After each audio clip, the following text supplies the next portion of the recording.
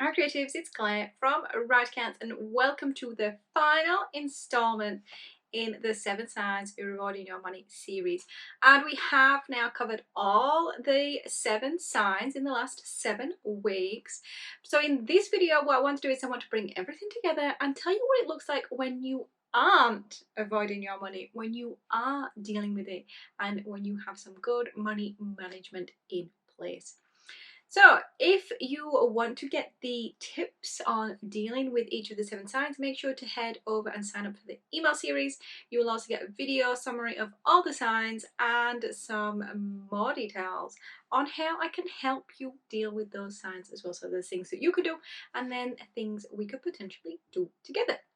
So why do we make this harder than it needs to be? Because we are seriously complicated creatures and we seemingly do silly things that make our life harder, but really what we're doing is we're giving ourselves a reason not to deal with it. So if you can't remember your banking login details, well, then I'll just not be able to check my account.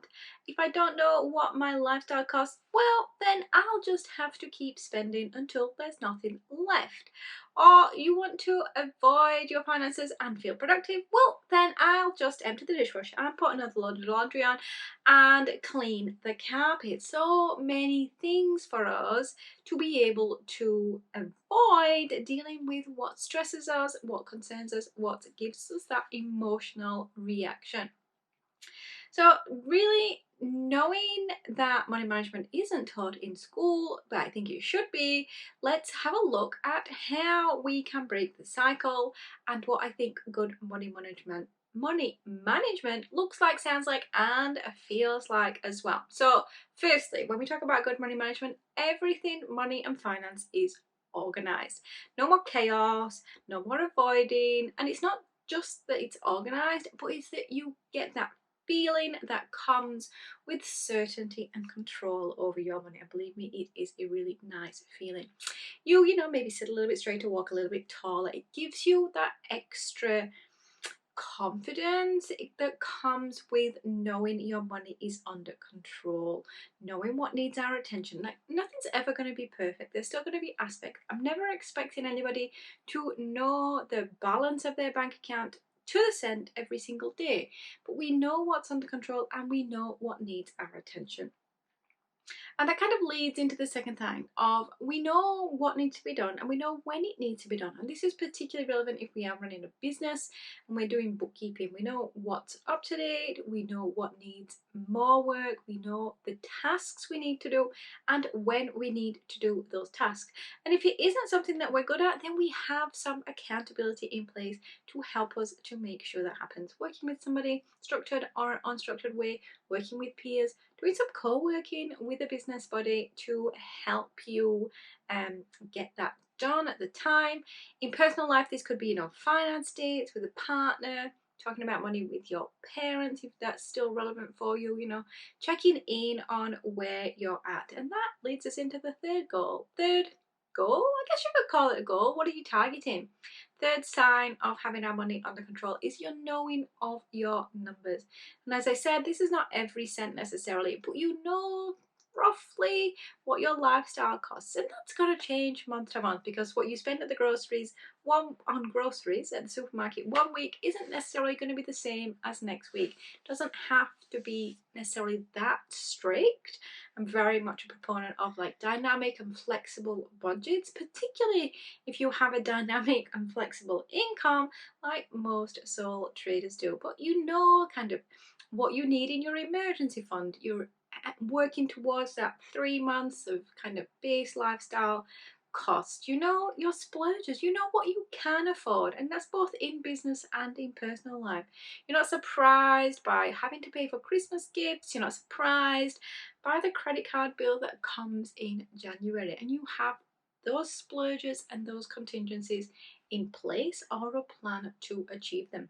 And yes, people call these budgets or a spending plan. And if the word budget freaks you out, you should go and find the video where I talk about language, because language is really important. Finding the words that help you to feel comfortable with money or cash or moolah. Like, you can add some fun in there with your language too.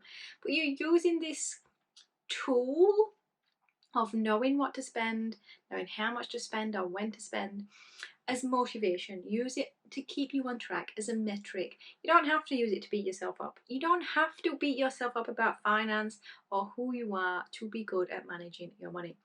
And then we have our systems, our tools, our processes, those things that support us in place. We have habits and routines. So we're doing things consistently and on a regular basis, and they just get done because there comes a point where it's easier just to do it and have it done than to avoid it, because we know the benefit that comes from it. And this is both business and personal. So we know that tracking personal expenses is easy because we have the tool in place and it's pretty much doing it automatically. And then we just have to review that to see where we're at. Are we achieving our saving goals? Yes. Are we not achieving our saving goals? Okay, what am I going to do to address that? So we use it just to kind of reflect back on what's happening and either adjust costs towards it or decide actually that saving goal isn't as important anymore because I also want to save up for something else. So just reviewing and refining as we go. So we acknowledge that this stuff's important, and that's kind of the big one for me, is really, accepting managing your money is an essential life skill, and it's one that sets you up in good stead for that financially stable and certain future. If you have missed any of the signs and if you want to talk about them with me, please just reach out and we can have a bit of a brainstorm on what your major signs are and how you could address them in your life. If you want to talk about how to get any of these good money management things into place, again, just reach out. I've left a link to book a free chat with me about this. If you have missed the 7 Signs emails and you want to get them, they're going to be available for a long time yet.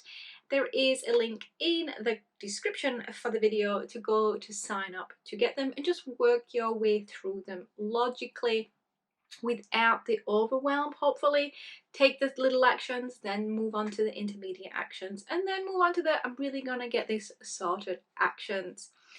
If you've enjoyed this video, enjoyed this preview into what good management could look like in your life, I would love you to give me a like or a comment on the video. Tell me, what things do you have sorted? What things for you are a work in progress? Because there's no done, there's no perfect. Everything is just an improvement. So you're going to get a budget in place and then you're going to need to review it and change it because something in your life will change. So everything is a work in progress.